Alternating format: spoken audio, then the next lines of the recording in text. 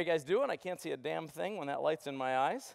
But welcome to my World of Darkness 2013 presentation. Thank you. As you guys know, World of Darkness is about making sure that I say lots of vague things without real dates and all that. So expect to be disappointed, just like my wife. For those of you who don't know me, I'm Chris McDonough. I'm the senior producer for World of Darkness.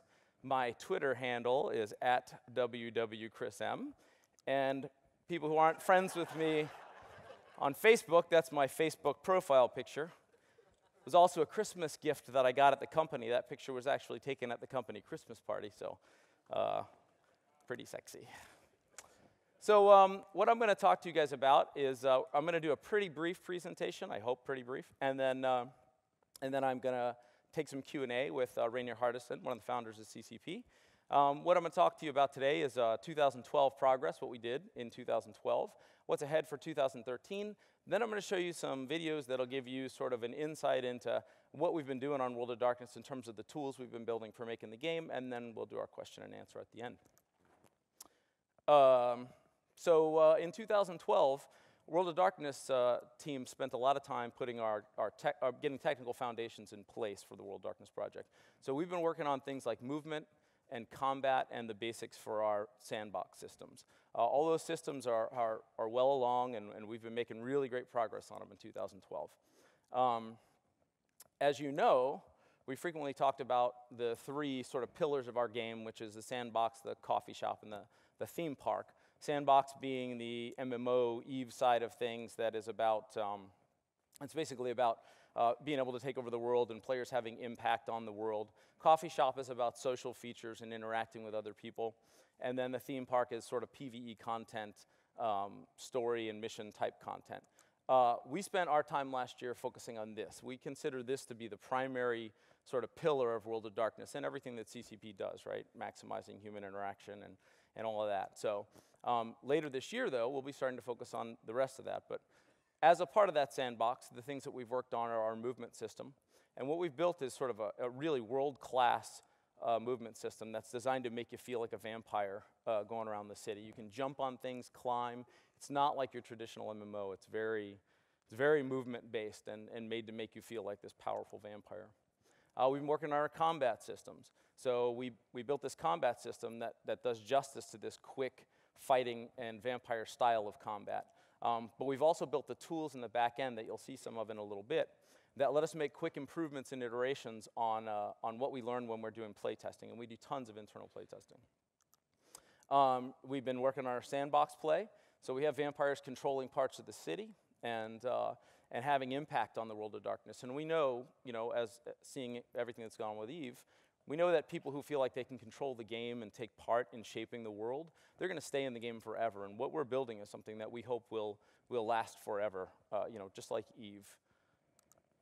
And we've also been working on our social structures. So we've been putting some political and social structure stuff in place that sets the stage for vampire politics. So players are rewarded for actually meeting up face-to-face, but these systems also really give them the opportunity for backstabbing and betrayal and all the sort of Machiavellian politics that you see in EVE. And we're hoping to do some stuff to incentivize making that just a little bit easier to organize. We do lots of playtesting internally. So here you'll see, this is one of our internal metrics. When we ran a company playtest in January, we had 3,360 kills in 1 month just between CCP employees murdering each other. So that was pretty good. That was like 1 per 5, or 5 per 1 employee, or more, actually. So we do tons of testing. Part of the reason why we're doing the testing is so that we can start to generate our metrics behind the scene. We can do our server testing and our load testing and see what kind of balance we're getting. All this stuff is made up, so if you're seeing city names and stuff, it's completely temporary placeholder stuff, so sorry, no real learnings there. Tough break, but we do chart all this stuff. This is just one of dozens and dozens of metrics that we're measuring in game. So that's what we've been doing during 2012. In 2013, we're going to start looking ahead this year to working on things like out-of-client engagement. So like I mentioned, as a part of the coffee shop part, we want to make sure that players can interact even outside of the client. So we're working on web-based systems that let players interact with each other, even when they're not in front of their computer, but on their mobile device or just a web browser as well. And that stuff will be coming up next year. We're starting to work on our fashion. We've got characters in the game, but what we've not really put in are the elaborate clothing and styles that we want that we can use in-game and let players adjust those styles. So we can make them manually ourselves right now, but we're going to start building the systems for getting that in and getting all the runtime and performance on clothing in-game. We really want this to be a big part of the game.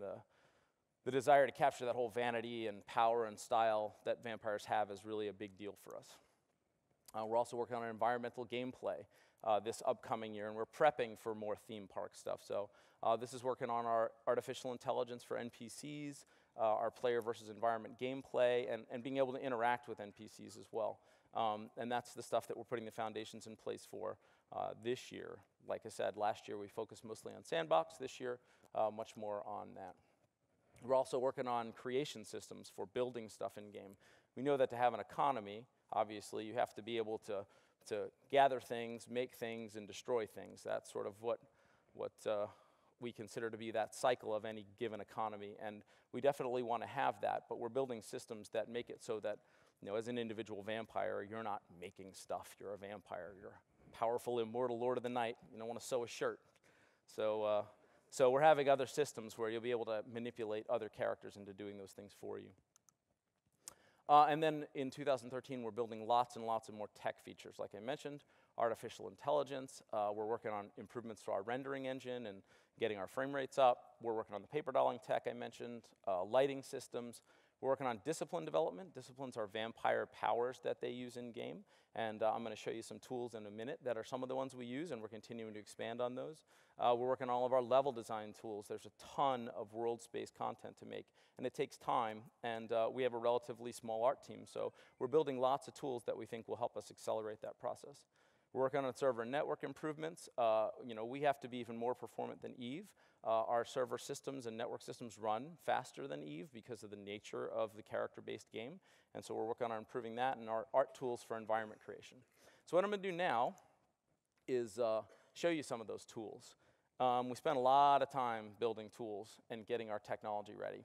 And this is everything that's required to make open world and character systems. So I'm going to show you some videos. Of course, that's tools, but this is what our tools look like behind the scenes. So what I'm going to do is show you a brief video. That tool right there is called Athena, and it's a scripting tool that we use to be able to create those disciplines and assemble them within game and other events as well, and be able to make lots of them rapidly and rapidly iterate on them. So I'm going to show you this video that covers that tool. Some of these videos are a little dry and technical, but you know, we're not showing the game, so that's what you get to see. Enjoy. Oh, except it's not starting. Hey, can you press play up there by any chance? Great. Not his fault, it's mine. Oh, awesome, it's not playing. Oh, back, forward, play. One more time. Great. I'm going to skip that one for a second and come back to it. Let's see how the other ones do. I'm just going to skip ahead. So there's this awesome tool for assembling disciplines, and that guy shows you how he drags and drops little pieces of programming in place. Actually, I'll show you. Go back one more. Come on, go back. He looks super excited. These little things up here are called procs. They're little bits of scripting that our game designers can drop into place and assign things like whether an attack is interruptible, how long does it take to go off, how quickly can you not spam on the button while you're busy attacking. And they set all these things automatically within the game, and they run, and then they can attach things like animations to them and all sorts of things. This allows us to really quickly iterate on all of our character powers, from basic attacks also to things like disciplines and discipline powers. They also can trigger area of effect things and all kinds of other business that's associated with it. So that was the producer's version of what that tool is. The game designer's version was longer. There he is, poor Joe. We also have been building this kit and volume tool. This is a tool that we use to build spaces that conform to our metrics. So in order to be able to make lots and lots of space, we put together character metrics, how far characters can jump and climb. But also, those metrics work with our art pieces. So we're building art pieces that, that also conform to those metrics and allow us to quickly art up buildings based on the increments that we've set for any given building. This tool we use to build blockouts in gray box environments, and I'm going to see if this video plays. Hi, I'm Robert. I'm a level designer here at CCP, and I'm going to show you Jessica, our in-house editor, and the volume tools. The volume tools are basically what we're using to block out the world of darkness. Blockout is basically a rough 3D concept of what we think the world will look like. It's advantageous because with a blockout you can rapidly iterate and change the world without having to worry about art constraints. So here you'll see that I've blocked out a small little island. You can see all the different volumes that you use to create this island. So we have a little island, and let's say we wanted to put a prison over here on the end of it. Make it about 4 meters. And then I'm going to add what we're calling a kit volume. A kit volume is going to be the basis of all of our buildings. The advantages of a kit volume is that we can constrain the length of each line to a meter length or any other length we want. So for my prison, let's say I wanted to create, I don't know, a little C-shaped kind of prison. So I'm going to go here.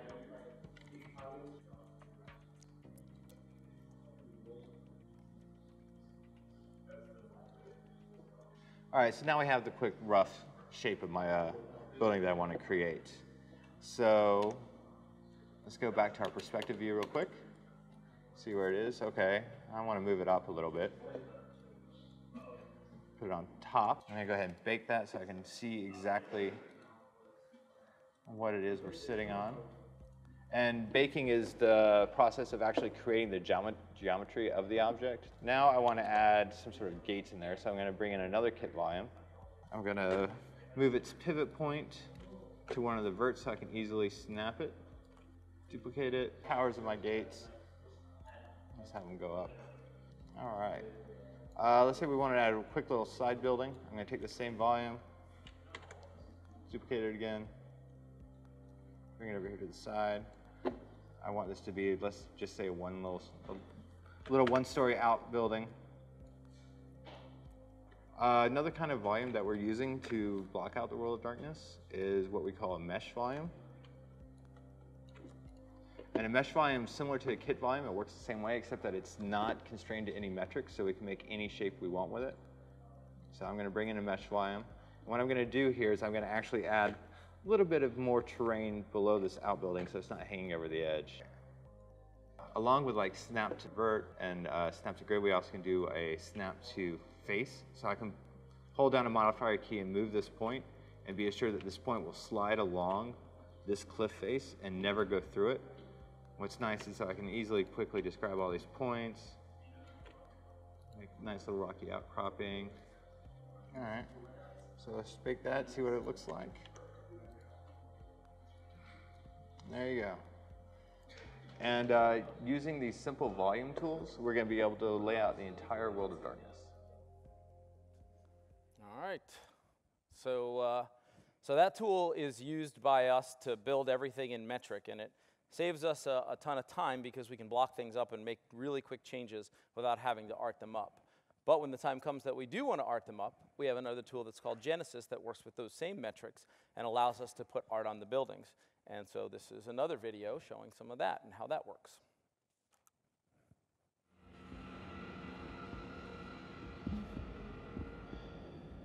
The Genesis tool is a population tool which we use to rapidly generate and iterate on the building structures for World of Darkness. More specifically, the Genesis tool inputs collections of individual art assets, which we call kits, onto the volume blockouts created by our level designers. Here's a kit. It is a series of individual art assets which, when reassembled in an expected way, will form into a residential brownstone structure. What we see here is a kit building volume, which is representative of a volume our level designers would create. In order to apply a population of kit assets to the buildings, artists can open a dialog box which allows them to define population instructions for the volume. Within this dialog, artists can set rules for how the art pieces will be used and can assemble a building in a variety of ways. Here I am establishing a ground floor first and populating it with venue floor art assets. Next I populate a second story residential floor with window assets. Then I can copy and paste that floor onto a third level as well and add a top trim to the population to cap off the building face. Because all of the art is populated according to artist-created rules, we can quickly test other variations or results simply by rerunning the populations. Here I rerun the populations on the residential floors. This quickly generates variation in the window population results. As a detail pass, I go back through the populations, adding some trim assets and columns to the ground floor. At this point, I'm pretty happy with the base results, so I move forward to copying the entire population results for the front face over to the first side. Because the population results are rules-based, the length of the side wall doesn't matter. Next, I replicate that copy and paste to all the other sides of the volume, resulting in a fully populated building. Now I have a building which has been populated around all sides with population instructions that are made up of individual art assets, in a way that has art-approved variation automatically built in. Finally, the inevitable happens. The level designers need to change the shape of the volume. Now that the building volume has been resized, I can easily rerun the populations for the volume and regenerate all the art assets to fit the new building dimensions. Since the population rule set is provided in a way that allows for dynamic results, our kits can be applied to any volume shape or size. The built-in variant probability of the art in the kits provides us with the guarantee that no two buildings will look exactly the same, but all will meet our art and architecture expectations. This is the Genesis tool at its base functionality. It allows us to quickly generate and iterate on building structures for the World of Darkness. We're looking forward to showing off the full suite of its features in the near future. So as you can see, some of the tools that we're building are pretty complicated and are really designed to help us be able to make the enormous amount of content that we need with a small group of guys. And we're pretty excited about it. These guys are doing great work and building some amazing tools. Of course, that building looked pretty basic. That was the way a building looks when it's done with just the base population. But what the art team has also been doing is working on shader technology behind the scenes. And shaders are basically little bits of procedural code that they're used to make art in procedural ways so that you can add lots of style and detail and be able to adjust it really easily and have lots of variations. And so here's another video showing that and the next stage of how a building gets finished.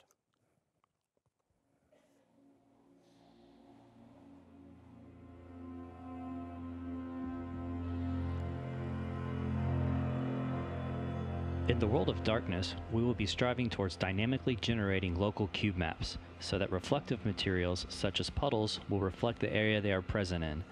Our puddles do more than just reflect though.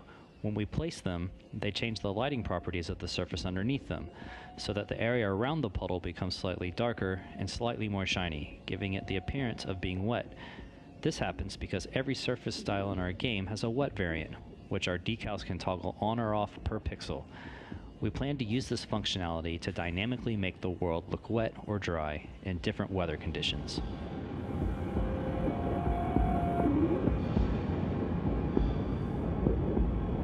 In the effort of adding even more wetness to our world, we've created a water decal shader. This shader scrolls through a normal map, affecting only the render pass of its normal. This technique gives us the appearance of running water. Using a combination of different textures and settings, we will be able to create anything from oozing goo to fast running water.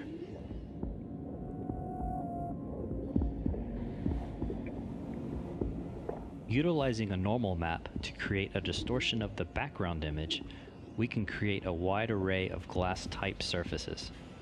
The Distortion Glass shader has many properties for control, such as reflection color, how much distortion there is, normal map strength, what color the glass is when you are facing it, and what color the glass is when you are looking at it from an angle.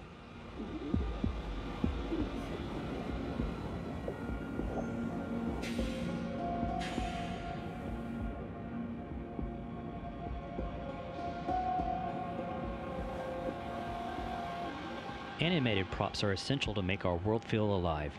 In addition to standard animated and state props, we also have the functionality for driving animation through our shader system. Here we have an asset that has its fan blade axis set in Maya, so that the rotation happens around the correct pivot. With this shader, we are not constrained to a pre-made animation, but can control the speed at which the fan rotates from within our editor. This also allows us to animate each fan in the world differently per instance of the asset. We also have been working on a number of procedural shaders, one of which is our brick shader. The brick shader utilizes an atlas texture that's comprised of a number of different bricks. We can control different attributes such as how the bricks are offset, the overall color of the bricks, and how the grout between them looks entirely from within the shader. This shader allows for vastly different applications of bricks at all shapes and sizes, with variant looks and feels while utilizing the same texture atlas. For example, we have the ability to control the probability of how often a certain brick appears, which gives us an advantage over regular tiling textures in that our brick wall can be a totally random composition every time, while costing only a fraction of the memory budget. Our window shader adds depth to our buildings with interiors that are not actual geometry, but are created entirely from the shader. Also, across an entire building, we have the ability to set a percentage of windows that are on or off, and what percentage of the on windows can give the impression of someone inside watching a television.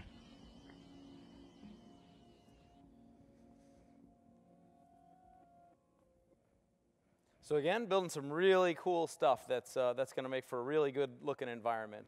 Just some fantastic technology. We've also been doing some animation motion capture, and we really want to get the animation correct in World of Darkness, so we do a lot of motion capture. And I think this is my last video, so enjoy. Hey guys. Hey, we're doing reference shooting for World of Darkness. We got lots of rooftop running around, jumping from buildings, and so here we are. I'm going to Nathan up there to jump from the corner of that building, come all the way down. Wait, hold on, you guys. We gotta make sure that the jump distance is gonna be at least 20 meters according to design doc specification. 20 meters. Yeah, don't worry, man. Don't worry. We got this real soft area out here for you. So just make sure when you hit this. Now, a couple of other things to note. When you're about halfway through your arc, we want you to go limp, right? Because we want to get that really soft, fluid motion, and do not scream. We're doing audio on this. Vampires, very stoic. You can't scream on the way down. All right?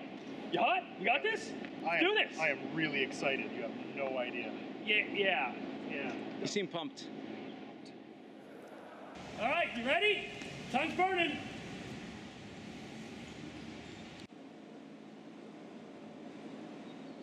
Are you guys sure about this? All right. You're good. Let's do this.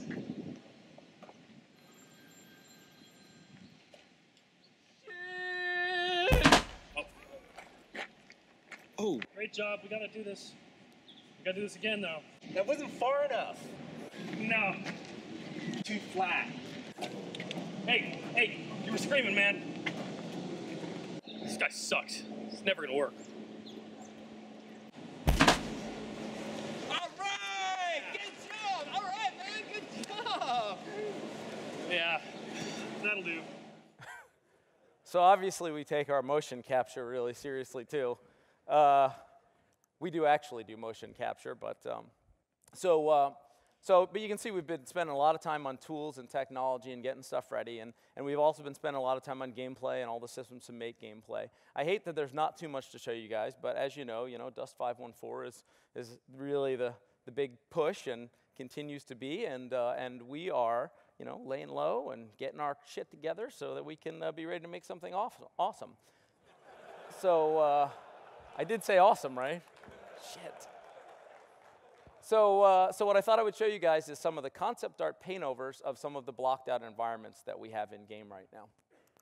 So what we'll do is turn something like that into something like this.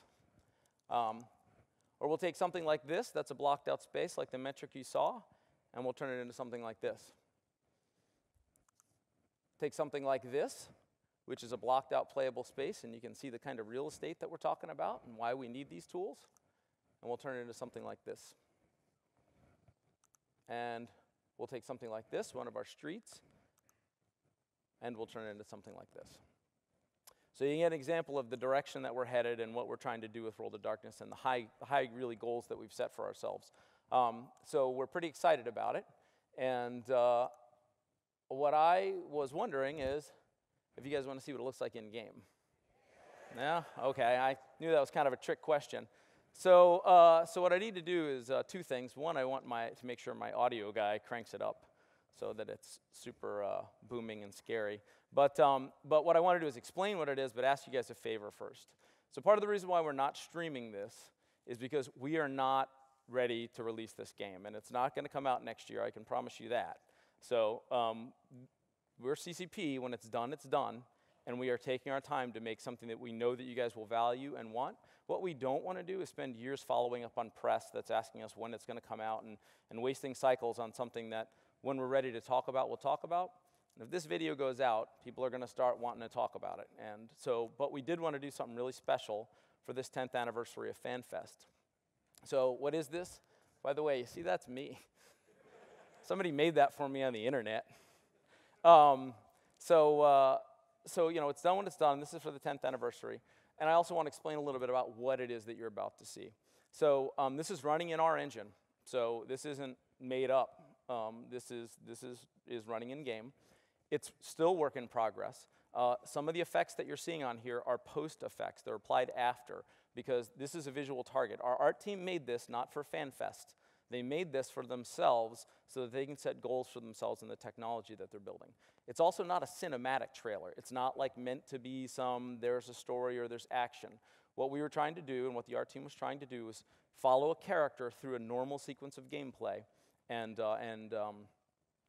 just get it from that player perspective. So there is no camera switching. There's no big drama to it. This is what we're looking for. These are in-game characters and animations that you're going to see. So it's not this performant. That's one of the things that we're working on this year. So when you see it, you know, I want to be completely upfront about what it is.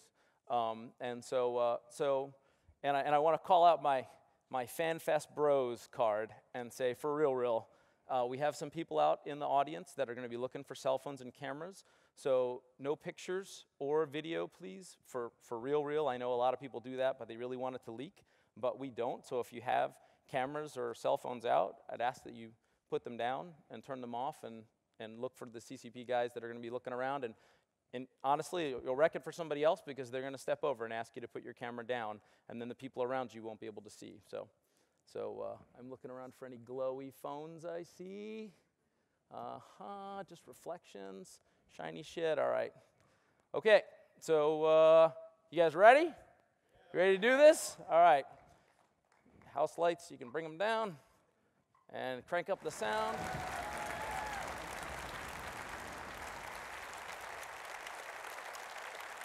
Thank you. Our team has worked really hard on that, and it's really an amazing visual. Like I said, I know you guys. I trust you guys not that won't end up on the internet. And in that order, I will show it one more time so that you can walk out of here and say you saw it. Okay? And I really appreciate your understanding on that. After this, we're going to do some Q&A with me and Reynir. So one more time, we'll crank it up again, and I'll let you guys see it once more. Thank you. The art team will be super happy to hear you guys applauding for them. They really worked hard on that. So what we're going to do now is I'm going to bring up Ray Harrison, as he's known in America, and we're going to do some Q&A with you guys. So if we could turn on some house lights, we've got about a half hour or so left. We'll take whatever questions you guys have, and I'll do my best to avoid giving you any meaningful data. That, by the way, was the night Reynir and I met in a bar at E3. That was probably 5 years ago or so. Where are you, Ray?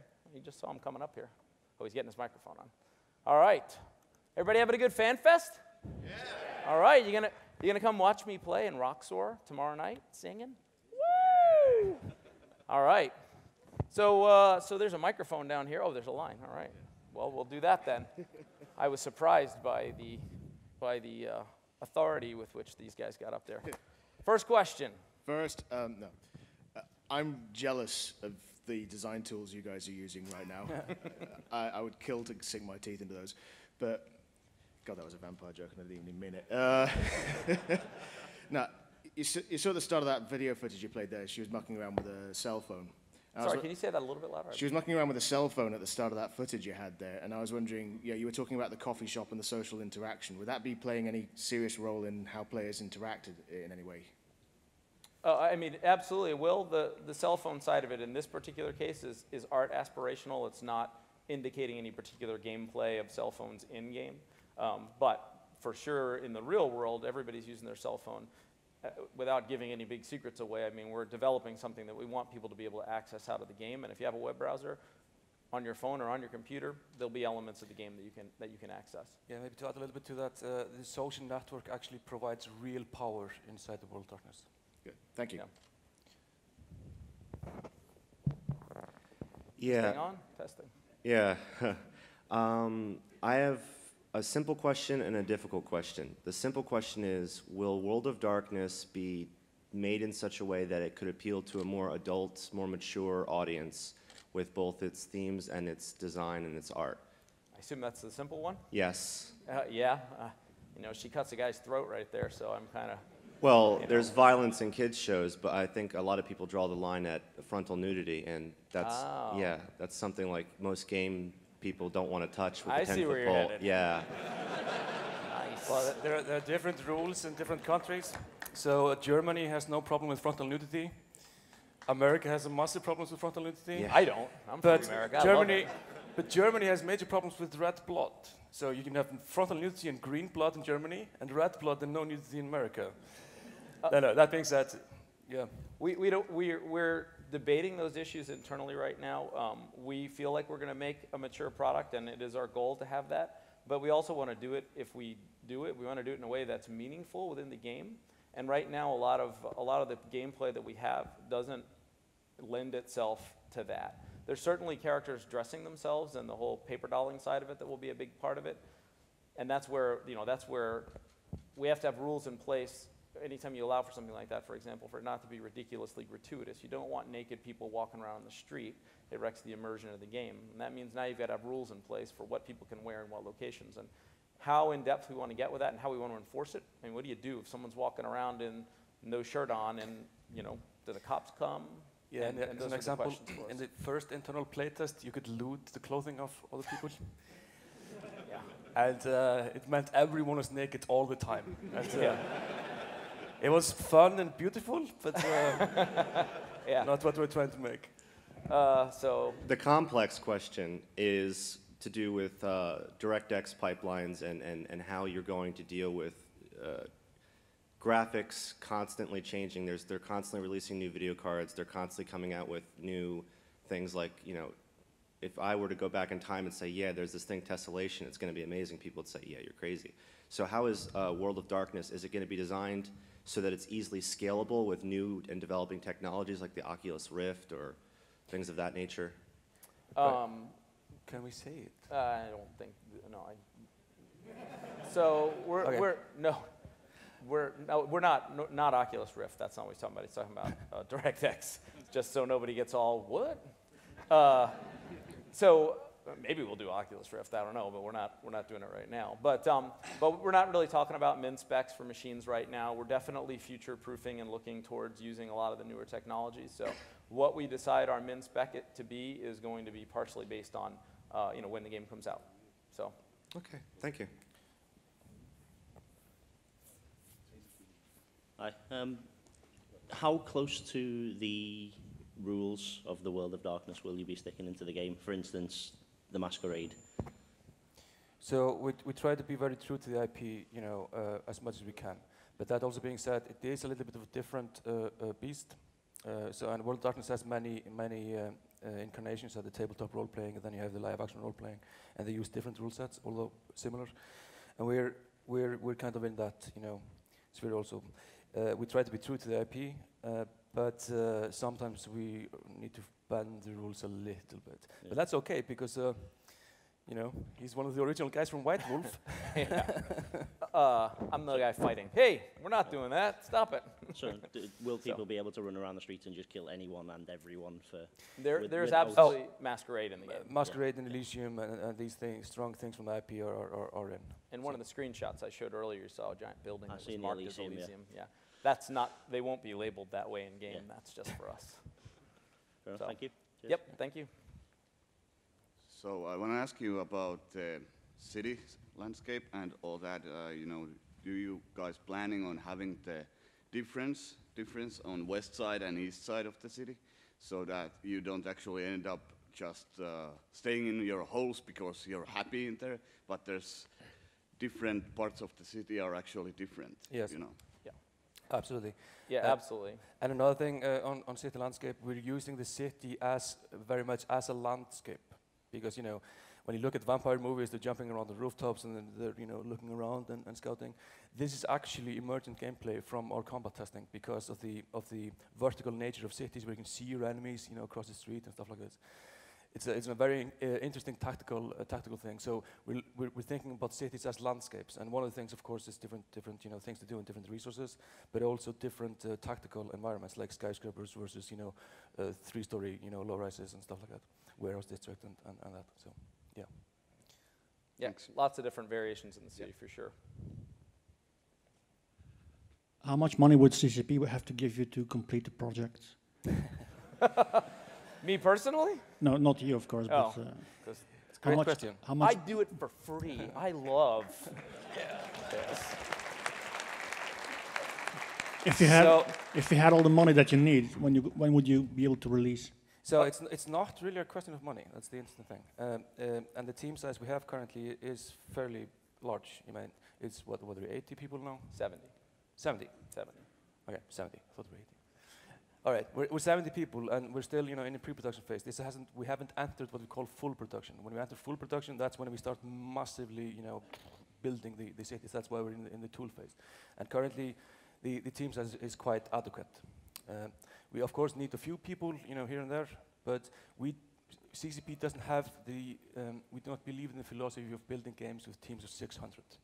It tends to break down the social cohesions of teams, and we're just building very different kinds of games. We're building sandbox games. We don't believe in building, 500 hours of recorded dialogue. We don't think that works as a business model. And more to the point, it's not like there's some end date, right, with us, just like Eve, right? I mean, there's no budget for Eve. I mean, there's a budget, but there's no budget like it was done and it cost this much money. CCP continues to iterate on their products and expand them and make them better. So even when we release our product, we'll continue to iterate. And you've seen it with Dust right now, right? I mean, I don't know if you guys have seen the current version of Dust, but compared to what went into the beta last year, it looks amazing. It's had a drastic change over the last year, and they're going to continue to do that. Same as we plan on continuing to do that. So there's not a like this amount of money and there's our line in the sand. Will you want to have a subscription model, or can people buy assets in the game that they can use in the game that are destructible? Sorry, I missed some of that. You said the. Will it be a subscription model, or will you be able to buy assets in the game that are destructible as you're in Dust? Gotcha. We're not talking about business models right now for us. There's lots of different options on the table, and we're looking at it. It's a changing marketplace, and we're trying to build to be flexible and make sure that we can adjust to do what we need to do. So. Good luck. Thanks. Oh, it sounded like you were going to fund the thing for a second. Is that? Okay, sweet. Because if you've got a spare couple of million laying around, love it. So you guys have been pretty open about targeting the female demographic and focusing a lot on the fashion. A lot of games have success allowing third parties or individuals to create cosmetic items and be able to sell those on the market. Is that something that you guys are considering or planning on? Letting external parties create cosmetic items? Yeah, for example, like a game like Dota 2, any individual can create a cosmetic item, and that can end up on the market, and they would get a portion. The developer. That's not on our current roadmap right now. Something that might come up in the future, but right now we're just trying to get our basic systems down for the clothing and how we want to handle it before we start even thinking about opening it up to other people. So definitely something that's a part of our production pipeline. Okay, so to start with, love the mood you've managed to set with it. But I was wondering about the city landscapes. Are we going to be seeing Assassin's Creed-esque, or is it more like Bloodlines, where you have different parts of the city, you go by taxi to different parts? The city is seamless, but it's pretty large, so you want to use subway systems, to traverse, from one end to another. The tactical dynamics is more similar to Assassin's Creed. Okay.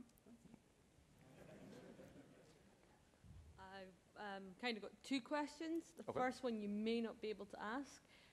Obviously, you had with Dust, it was on the PS3. Now, is the World of Darkness something that could maybe later on down the line get ported to like the PlayStation 4? So the current plan is PC.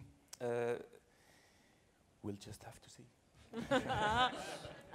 My second question was obviously in the World of Darkness, you've obviously talked about the LARP and the tabletop. How would you work the generations of Vampire? Because obviously if you've been playing different years, you would go up a gen. Would we all start off the same, or would they be different? Right, we're not going to go in details on that one. That's fair enough. No, I can't, sorry. It's a hot topic. Yeah, sorry. Right. Yeah. That's fine, you said. Yeah. Wow, you're being remarkably reserved this year. I got so much flack at the office for... Right. We know that you people got a lot from EVE Online. A lot of money, a lot of resources, a lot of trust. And you're building a lot of avatar-based stuff. When you will give back and open that door?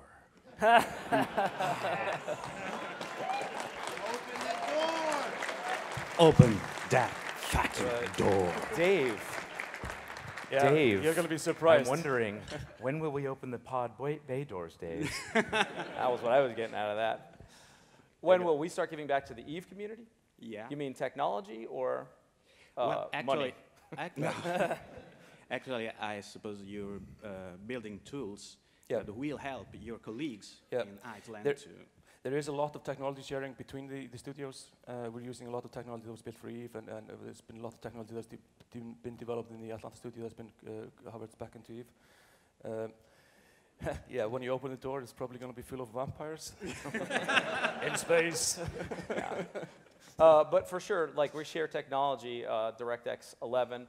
A lot of guys don't know it, but part of the reason why World of Darkness has been a long development project is much of the time that we've been involved, the World of Darkness team has actually shifted to the EVE project on a number of different occasions and given back technology.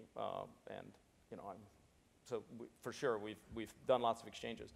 The newer policy at this point has been to try to keep the projects a little bit more separate, except where we find technology that is more easily shareable, rather than trying to force either project to take the other project's technology.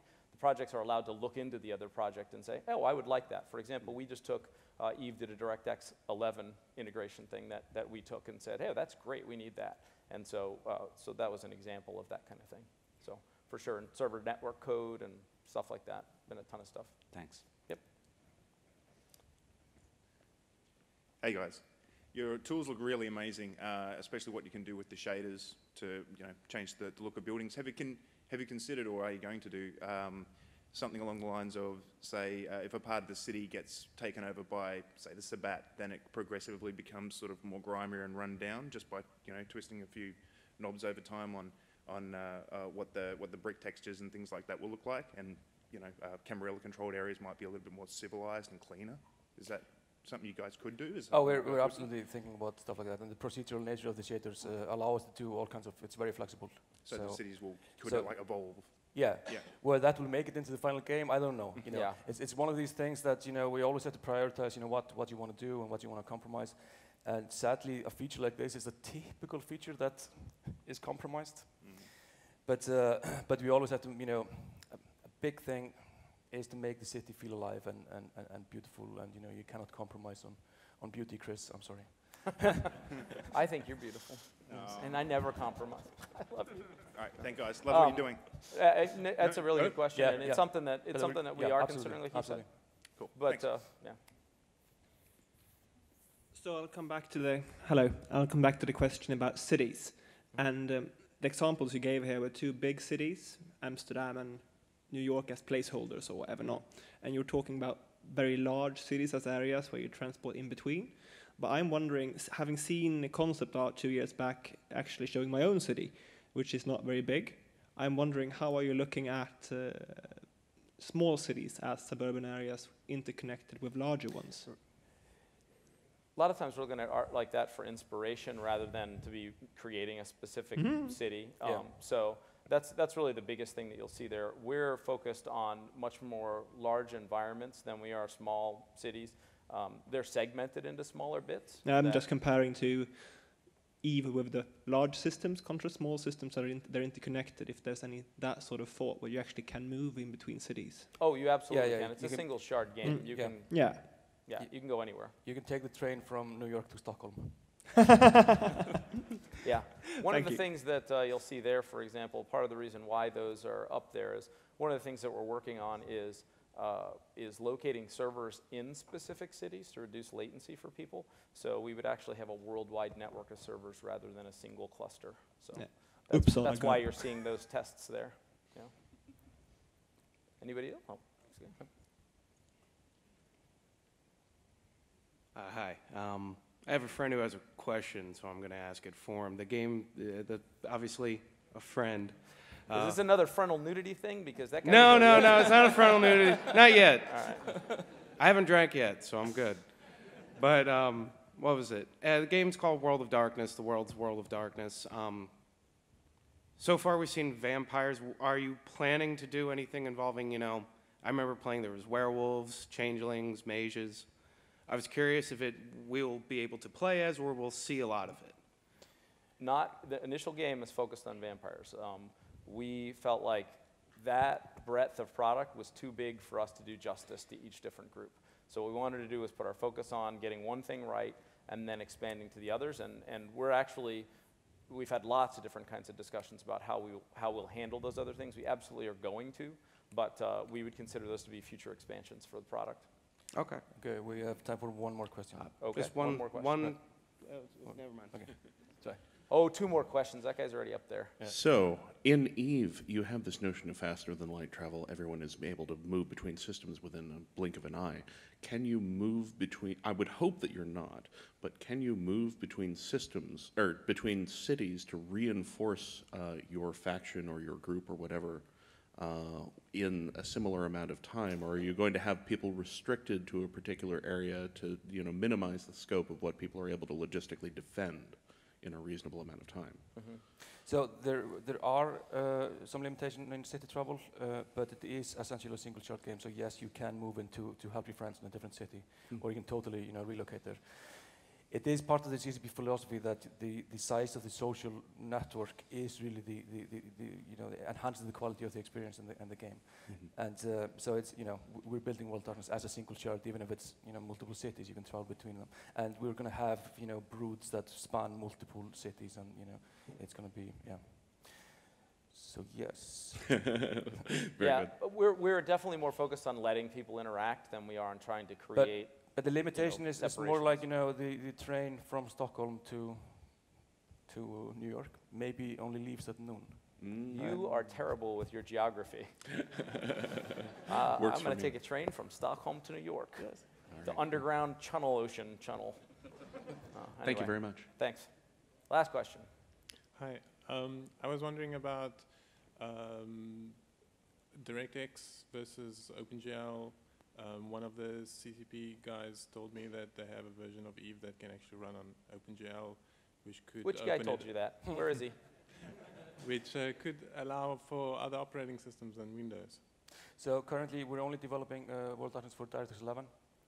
That, of course, does not exclude future iterations on different platforms, but currently the focus is totally on DirectX 11 and the PC platform. We looked at OpenGL, and it's something that we would be completely interested in doing, but the problem is just that we're starting with the base engine that is the core of EVE, and making that transition for us is one of the things that we feel that is not within the scope of what we're looking to do right now. We have other bigger priorities for us. Right. So. Partly the reason is, of course, we have a lot of experience with DirectX 11. Yeah. And partly because the Macintosh and Linux platforms are much smaller, business-wise. So we will focus on that later. Similar to what we did with Wii, we started on the PC, and then we expanded to Mac, and now somebody has told you we're going to Linux. Linux? Yeah. No. Sorry. Well, that's it. Last question. I appreciate you guys coming out. Have a great Fanfest. Thanks. Have a good time. Drink one for me.